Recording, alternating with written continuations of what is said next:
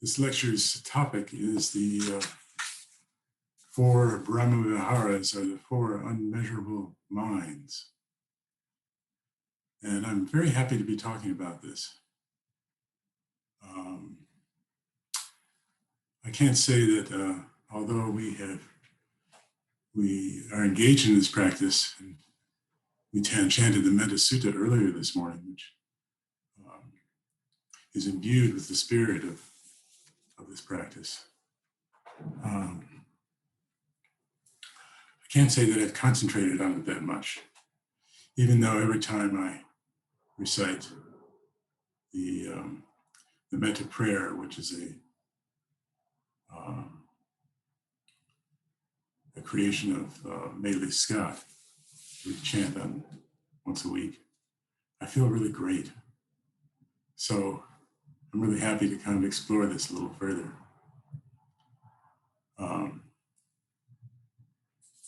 The practice of the four immeasurable minds is a very powerful practice for deepening and extending universal love, goodwill, and joyfulness to self and others, and hope for positive outcomes for all beings. And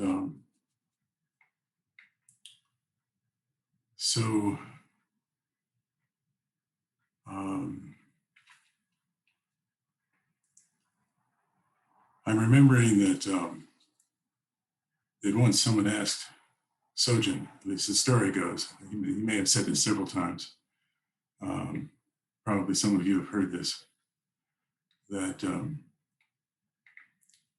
someone asked him, why don't we ever talk about love? And he said, well, that's what we always talk about. That's the only thing we're talking about here. And I thought, yeah. But now that I've looked into this a little further, I'm feeling there's a really deep and fundamental connection between our practice as articulated through the Zen tradition and these four qualities of universal love and goodwill that are now what I feel are a basic component of our practice.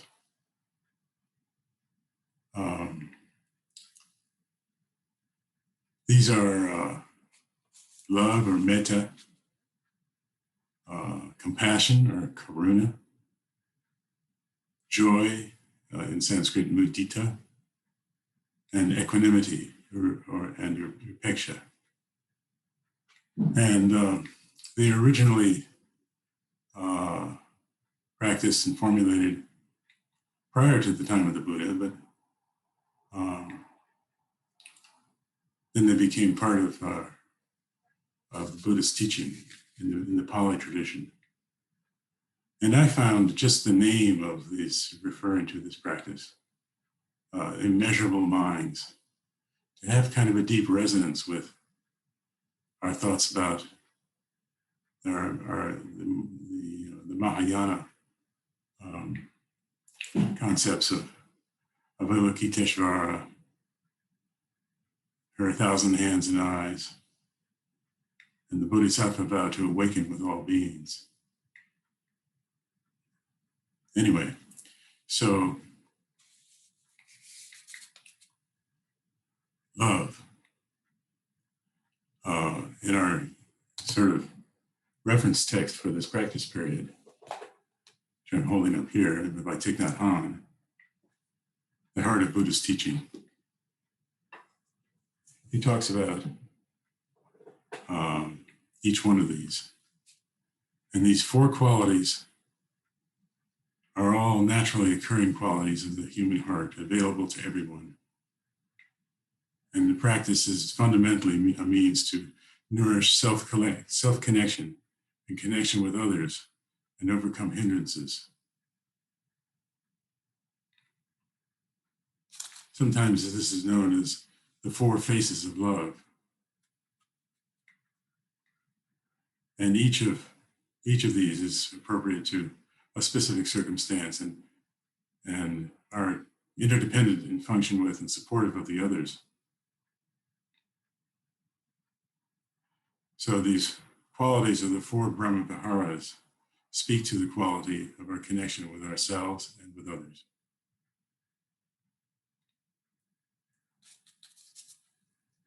Brahmavihara means the abode of Brahma.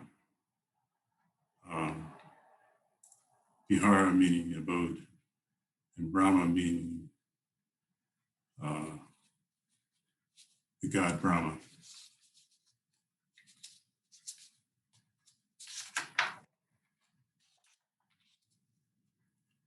So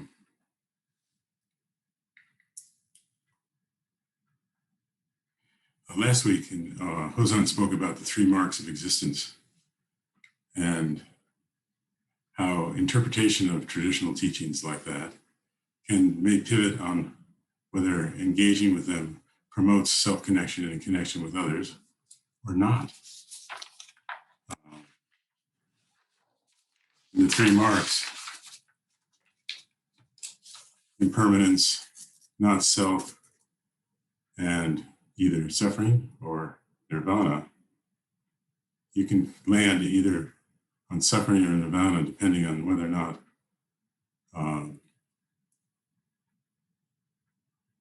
not metta is practiced.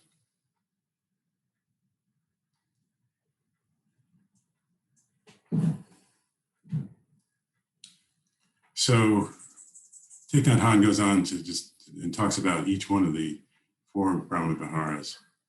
He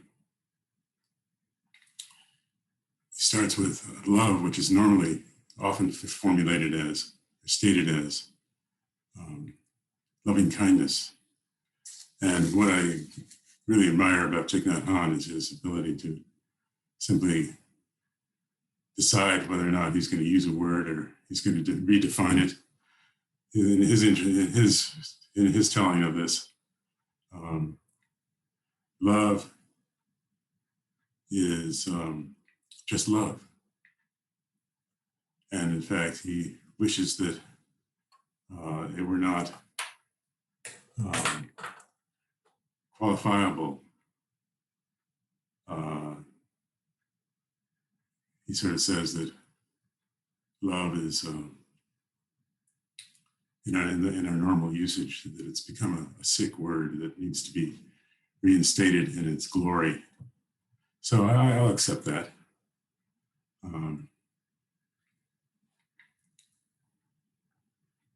But he also says quite clearly, again and again, that love, what he calls true love, must take into account not only your intention, but also the results, the impact of what you choose to do. That deep understanding is really important as part of any expression of love. What is it that the person really wants and needs? Your beloved. Without that, love is weakish and not very consequential.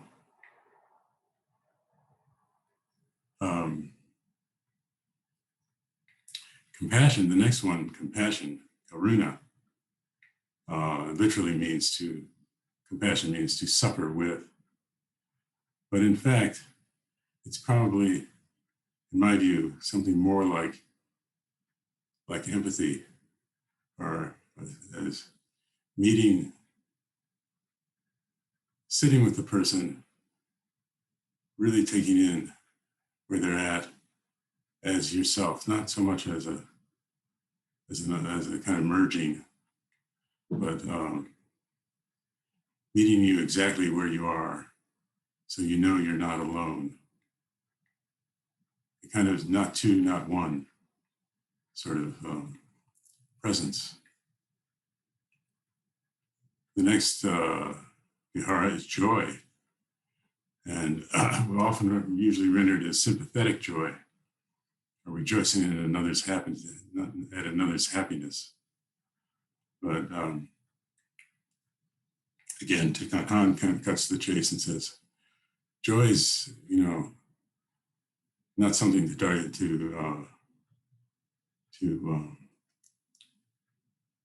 slice and dice to say one person, you're happy at someone else's joy. Joy just fills the whole room. And the fourth is equanimity or even-mindedness. Again, has the quality of not two, not one. And equanimity supports love.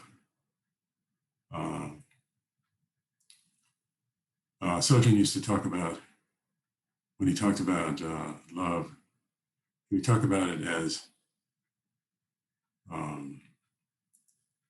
like a small fire that warms everyone in the room, not as a raging blaze, not as a dying ember, but it's something that gives light and warmth to everyone. So equanimity is valuable as a sort of support of the other viharas. For instance, in compassion, with equanimity, we can be present with someone else's deep pain without being overwhelmed by it. And likewise with joy.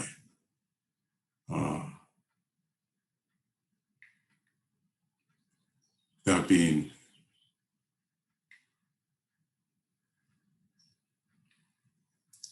overly excited at someone else's happiness or sad when that something changes again, and that goes by the by.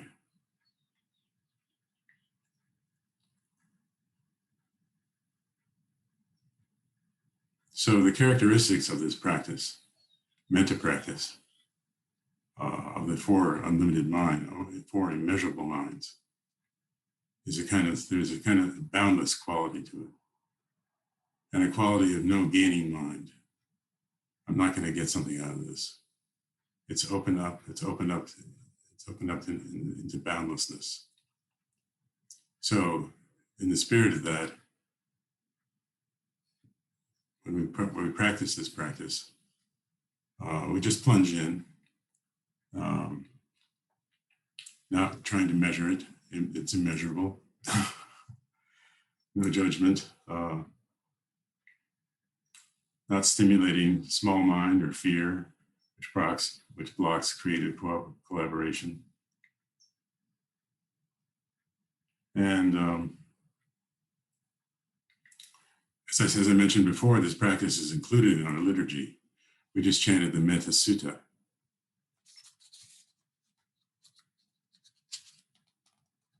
The sutta includes both a wish for positive outcomes and also freedom from negative states of mind.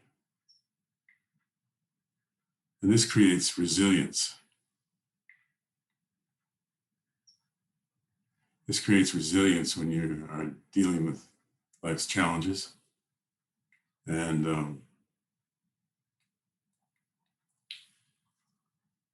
I'd like to think of Dr. Martin Luther King as persisting in an endeavor that can be only accomplished by love. And the example of his resilience is deeply encouraging. I'll come back to that in a little bit.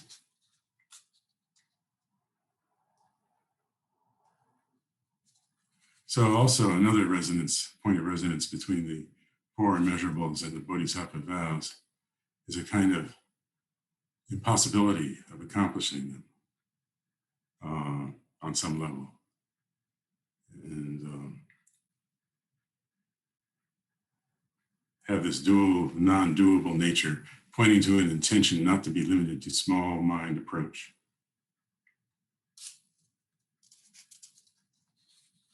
Now, one of the things I noticed about the Metta Sutta is that we chant weekly here,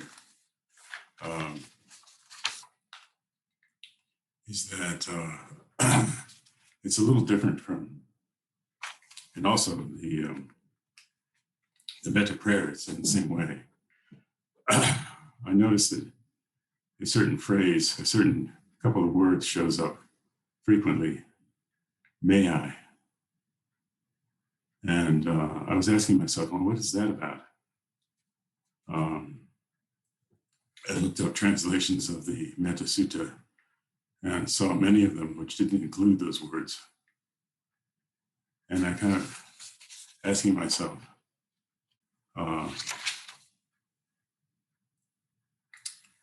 it seems like may I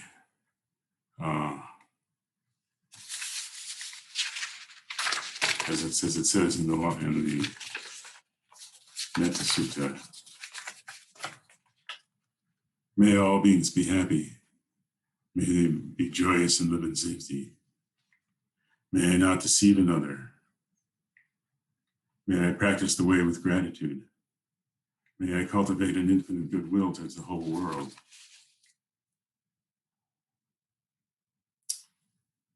That evokes a very powerful moment in this Metta Sutta, because it's sort of like what's happening if one's making a sort of deep self-request. This is the point at which you let go of the outcome. And that makes it possible to make an even deeper request and let go of the outcome.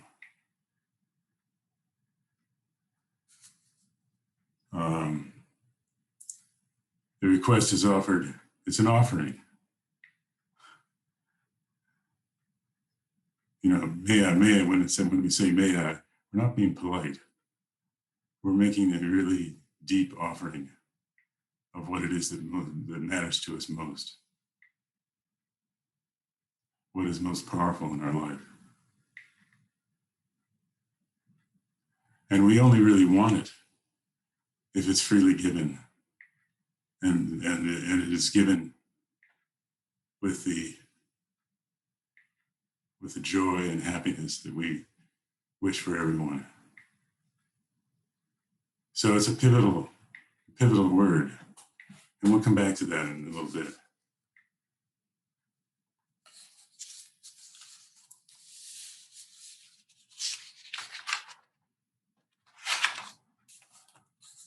The Patricia Ikeda came and spoke at Berkeley Zen Center about a couple of years ago, I guess, about universal goodwill. And I looked up an article of hers about the 4 Brahmaviharas and meditation. And I'm just going to read something she wrote. Metta meditation is not a magical spell you can cast on the population of the US in order to produce a state of utopian bliss. It is not a cure-all for oppression and unequal distribution of power and privilege. Metta meditation does not work like that. It's about being determined, courageous, and patient in purifying your own heart and mind. And then she gives an example, again, referencing Dr. Martin Luther King. Dr. Martin Luther King Jr. talked about the need for, quote, aggressive nonviolence. There are times and situations in which we have to show up and throw down, and this may be such a time. Whether I do that from a mind of toxic hatred or from a mind that recognizes that every human being has at some point been my mother, my parent, or guardian, depends on how well I practice metta.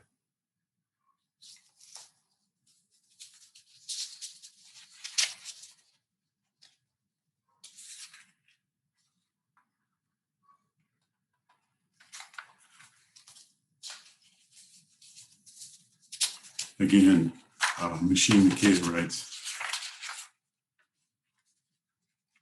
what this form of meditation is designed to do, and for many people does very successfully, is to purify us of hatred and ill will. Goodwill is the antidote to ill will.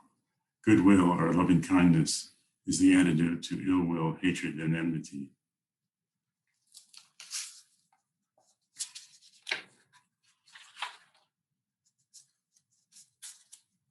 So I'm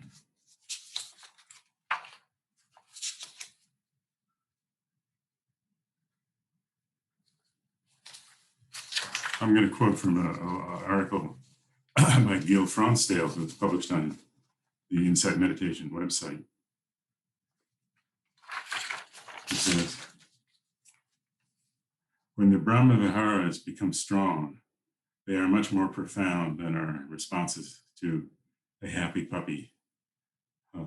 They enable us to keep love at the forefront in all our social encounters with anyone we meet, no matter how challenging.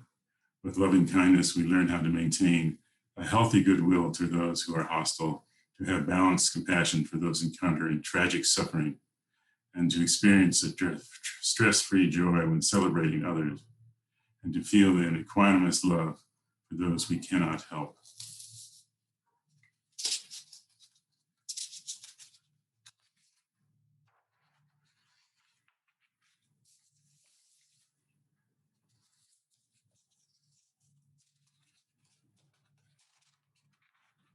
So Machine Makeda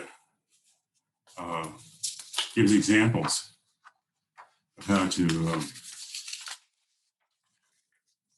practice metta in terms of a wording of the meditation that you might choose to either recite yourself silently or out loud.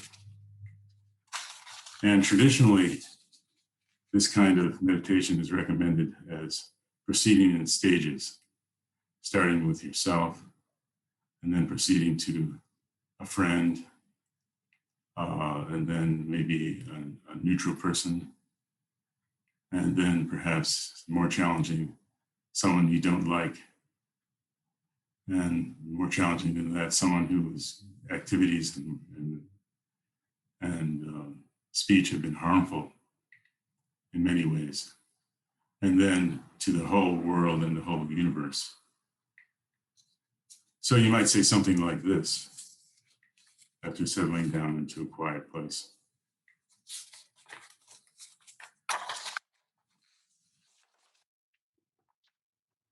Goodwill toward yourself.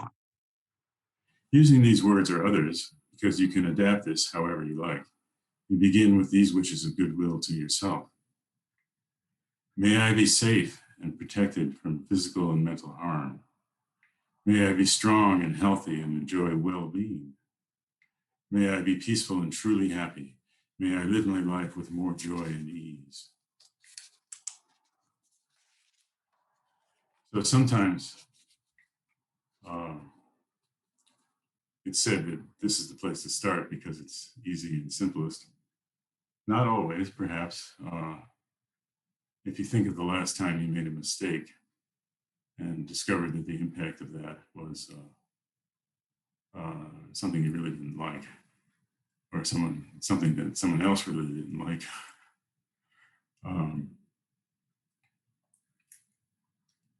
you might have to be careful. But then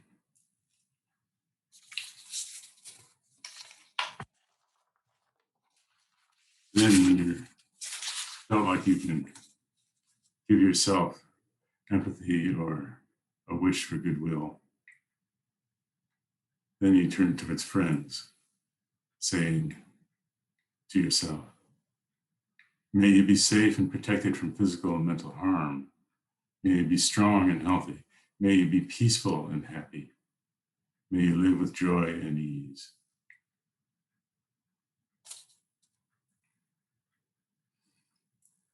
And then forward towards neutral beings, which is interesting. Machine Makeda has an interesting reflection, which is that are such things actually exist in the world from your own personal point of view?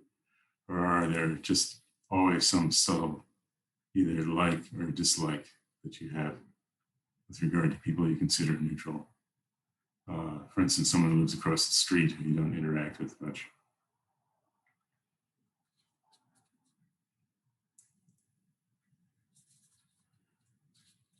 In her thoughts on the extension of metta to enemies, she says, Thich Nhat Hanh said, while it is easy to love the lovable, It may be the unlovable who need our love more. And so this is a particularly challenging aspect.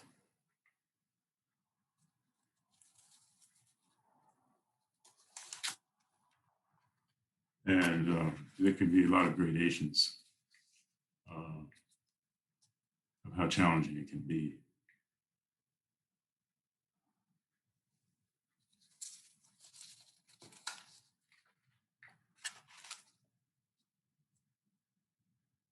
She writes, then to the extent possible, you can extend these good wishes toward people who have caused you more pain, and to institutions and organizations that have caused you, your family, and your community pain and suffering. And she gives the advice, let this develop naturally. Relax and invite yourself to experiment with it. And I think that's the spirit to which all of these suggestions are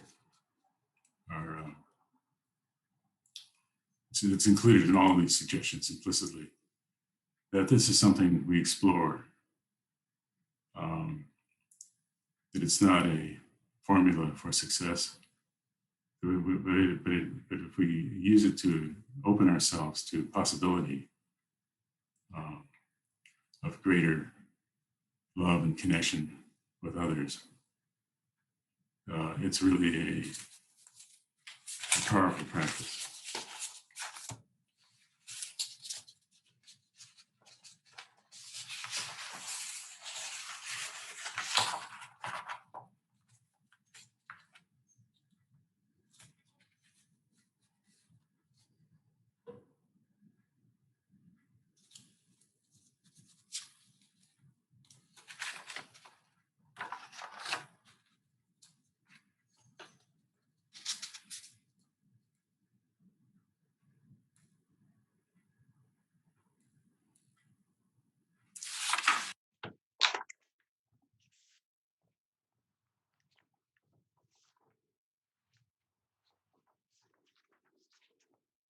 So I'm going to close my remarks with reciting the Metta prayer composed by Bailey Scott, who was a teacher here in years past. And then we can have some discussion. Metta prayer. May I be well, loving and peaceful. May all beings be well, loving and peaceful.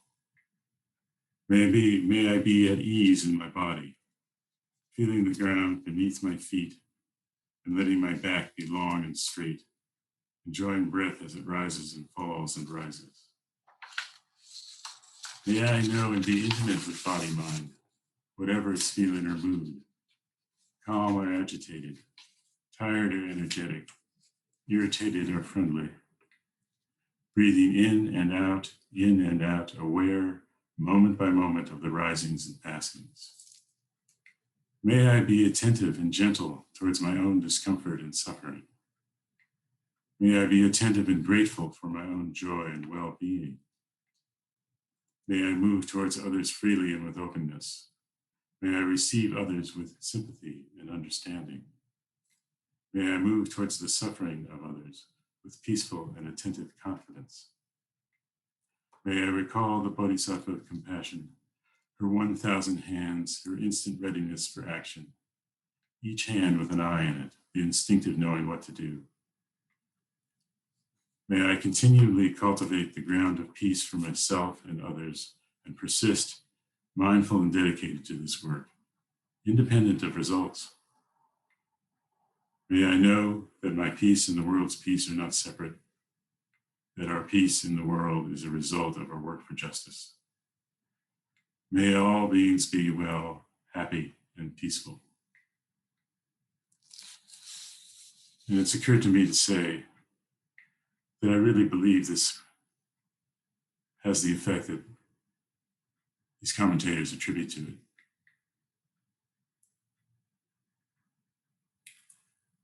That freeing ourselves from reactivity, and negative states of mind is a really powerful aid in advancing the Dharma and advancing peace in the world and peace within our own personal context as well. So thank you for listening to me, and I invite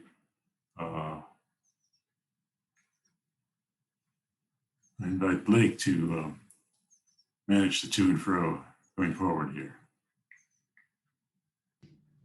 Thank you, Peter. As usual, good Sangha, please raise your digital hand if you'd like to ask a question. You can chat me directly with the word question in front of it. There are 75 people on this Zoom meeting, and my feeling is that you should pretend like everybody's going to get a chance to talk. That's how brief your comments should be. So with that in mind, could you raise your digital hand and please bring forth some ideas or questions?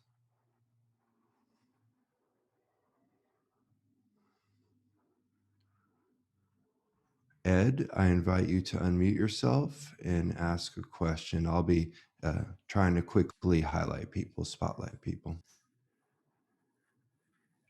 Hi. Would you say something about how the metta prayer relates to self-hatred or self-dislike? Thank you. Oh, yes. We all harbor,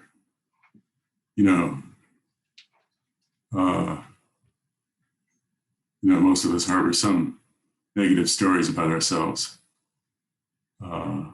which are often expressed in our self-talk when something comes up that's a little challenging or stressful. And metta prayer relates to having full choice about how you wish to show up for yourself.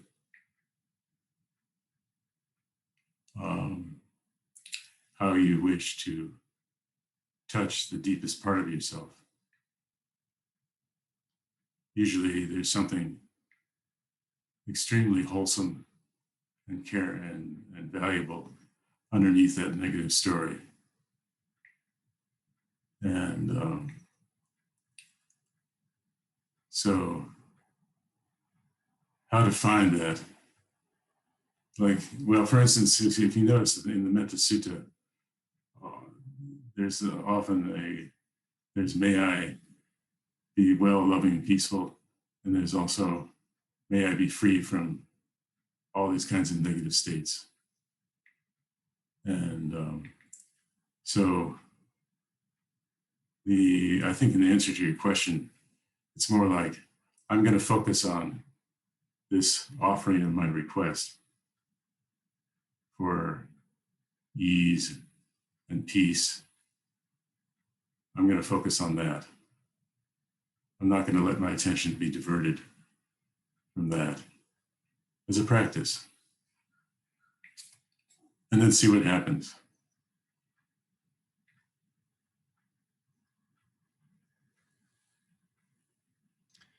Ben, I invite you to unmute yourself and ask a question.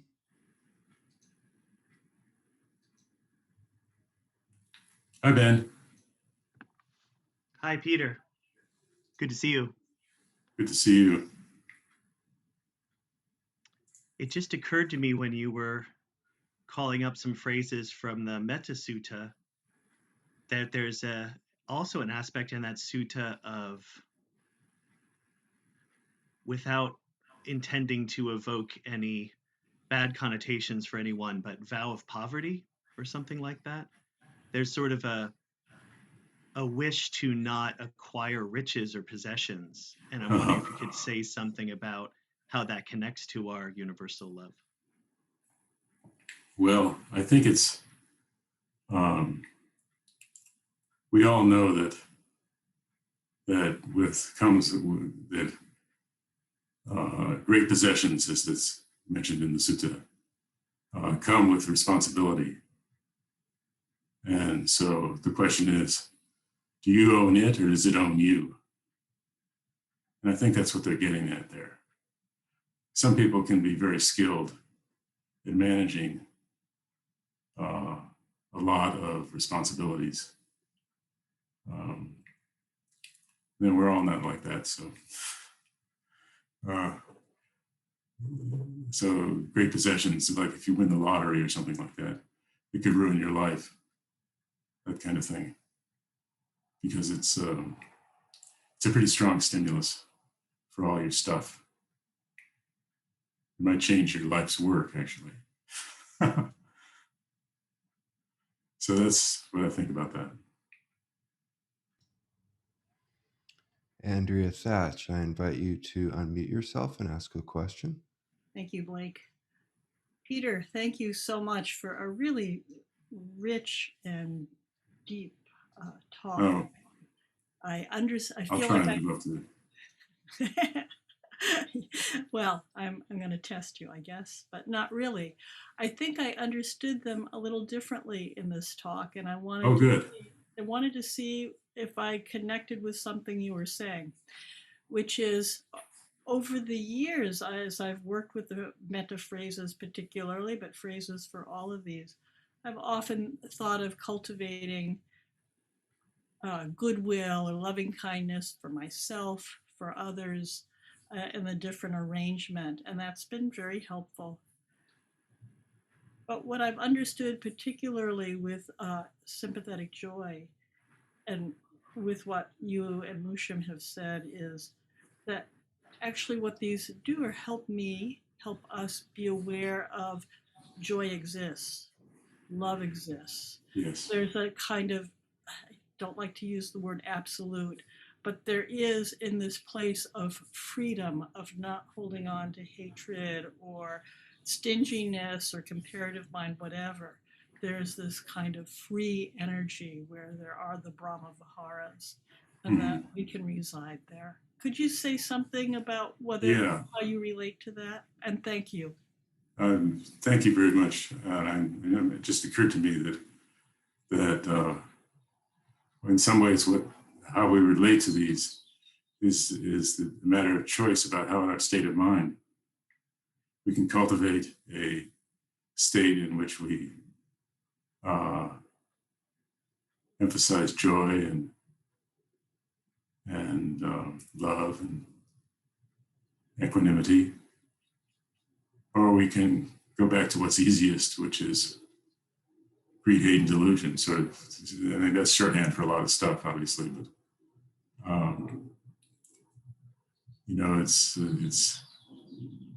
it's part of our inheritance, each one of us, that we have to deal with. And I love this teaching because it says I have choice about how I'm going to manage my being in this world.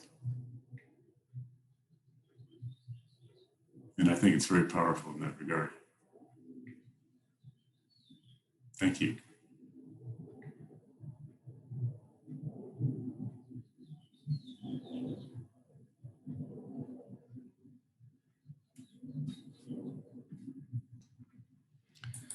From the chat, there is a question.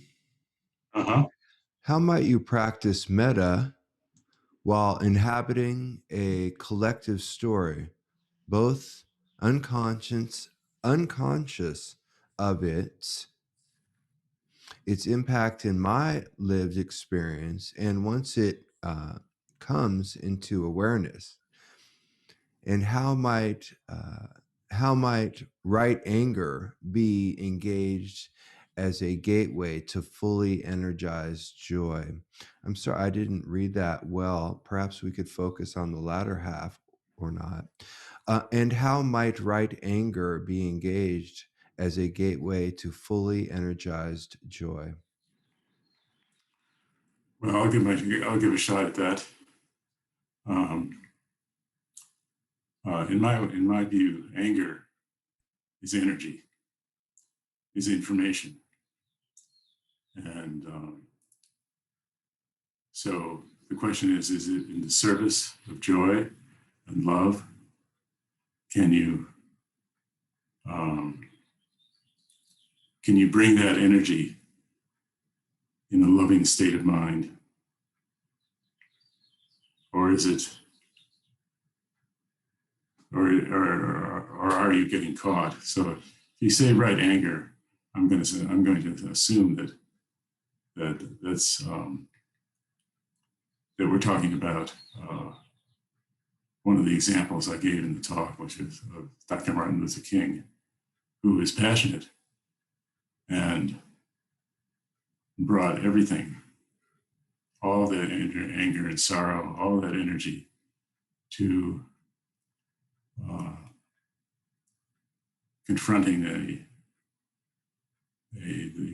the harm that was being done in this country. And that's a pretty tall order. But anyway,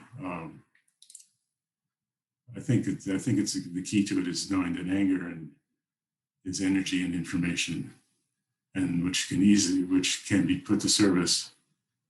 But the question is, what choices are being made about how I'm going to take care of my state of mind?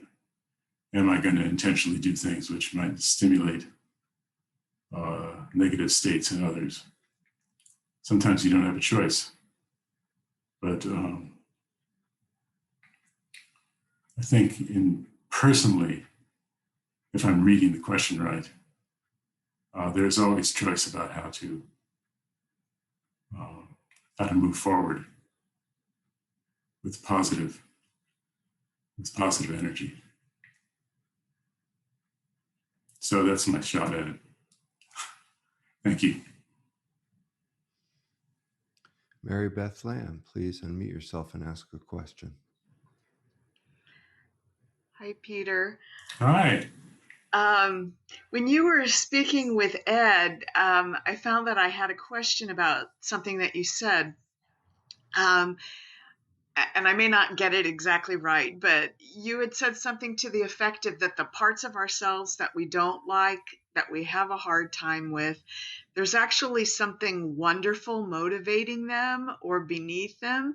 And I was wondering if you could give a specific example about that, because that would be pretty helpful for me. Well, if you think about a mistake you made that caused, suffering, just put it bluntly, for yourself or somebody else, there was, and maybe it was one of those mistakes that involved not understanding the relationship between intention and impact.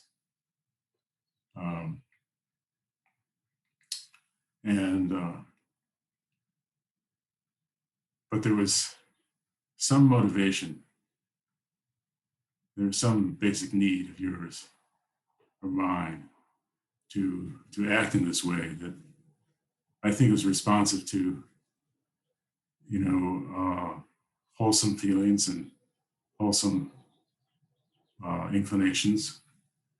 And I just didn't understand what I was doing.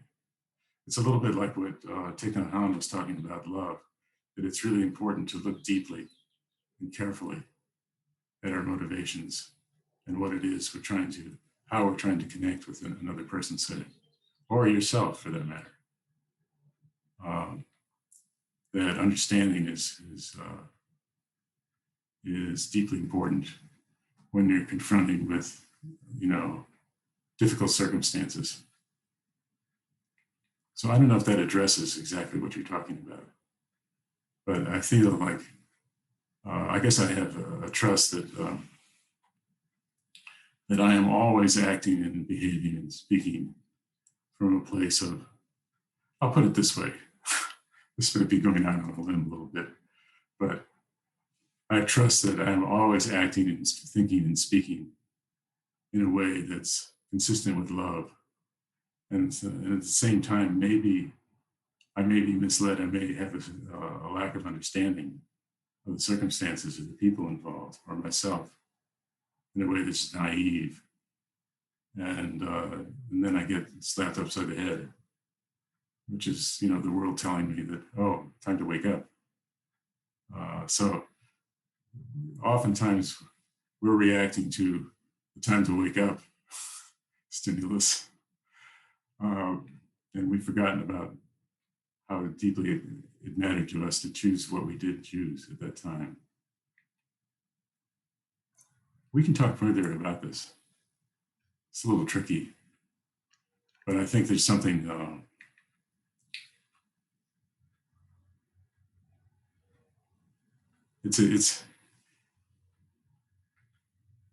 it's not just focusing on our intention and saying we had good intentions, but it's saying that there's something deeper than that that gave rise to something we should be able to trust. Anyway, I'll think more about it and we can talk about it further. Thank you. Thank you. Susan Marvin, please unmute yourself.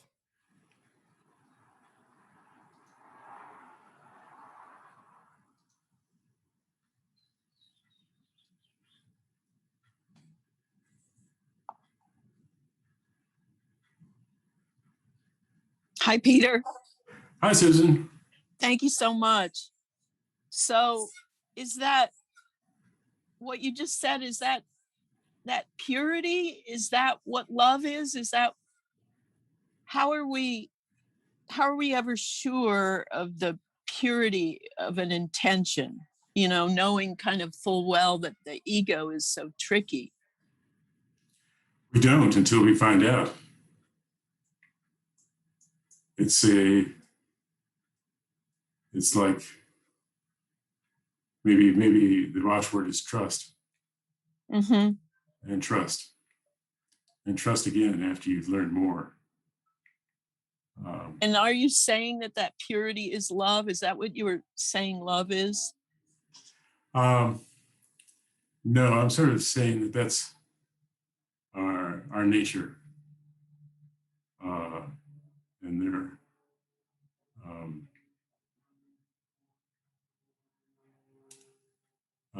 Let's see. I'm saying that love is something which connects to our deepest wish for everyone. I guess that's what I'm saying, and that connecting to that deepest wish is what I was talking about, what you were asking about. And is that, I may be going in circles, but is that deepest wish purity? I don't know how to answer that. I mean, what is at the bottom? What is at the bottom? There may be no bottom, but there's always something. I like that. There may be no bottom. There's a question from the chat again. Since we are already in the midst of reality as it is, how do we break this teaching into a less complex practice without getting lost in the clouds? Thank you, Peter. Let's see, I'm trying to figure out what it's really being asked about. Because I think of it as a very simple practice, and maybe that's my problem.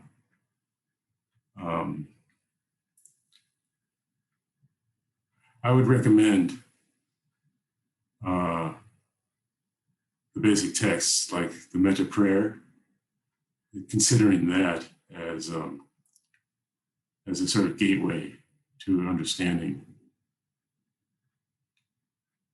But also, I think Thich Nhat Hanh's exposition in his book.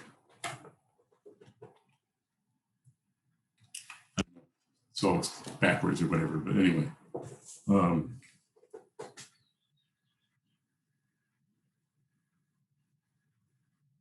I think that he has a lot to say, of course.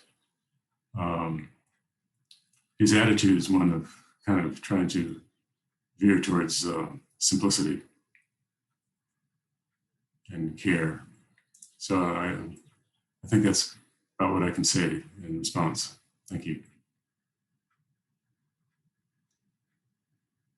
Stephanie Solar, I invite you to unmute yourself. Good morning, Peter. Good morning. Thank you so much for your talk today. Thank you. Something came up for me as you were answering Mary Beth's question. And I have found that the nonviolent communication model, which I think you're familiar with, right? Yes. You participated in those groups. I find that it's been very helpful to me and to the people I work with, because it's really, the focus is really on understanding what our basic needs are. And if we're able to distill down what those needs are, I found that I can come from a much clearer place in the way I communicate with people. So for those who don't know about the model, I find that the more that I have studied the model, the more I find that it really complements our practice. So thank you, Peter, for stimulating that thought and for your very generous talk. Well, thank you. You're welcome. Did you have any question or anything like that? No, it was more of a statement of that I got in touch with something that I think others might find valuable, particularly Mary Beth. Thank you. Just to say that I found the same resonance between the nonviolent communication model and our practice over the years, and it's been very helpful to me.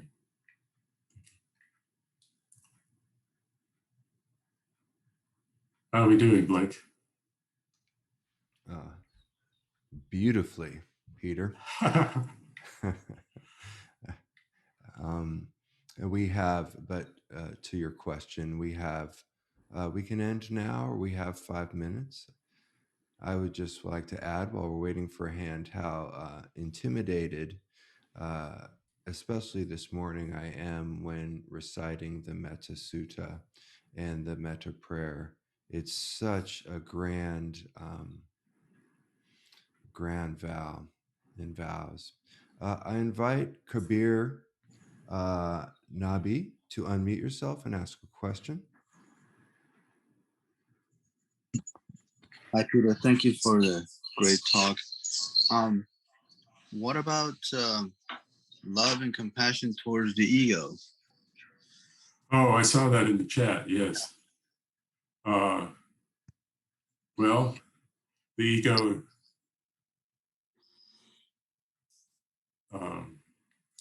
where do you separate you? I mean, is that any different from love and compassion for yourself?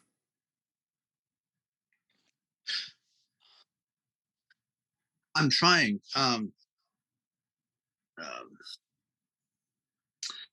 It's a battle. There's no really a separation. I mean, I'm studying IFS, internal family system, which is, and Hozon even talks about like all the sentient beings of my mind. So, but I don't know. I don't hate the ego. There are times that I need it. I mean, I wouldn't survive if it wasn't for it. I mean, but at the same time, I have to be very careful not to always give it the wheel. Yeah.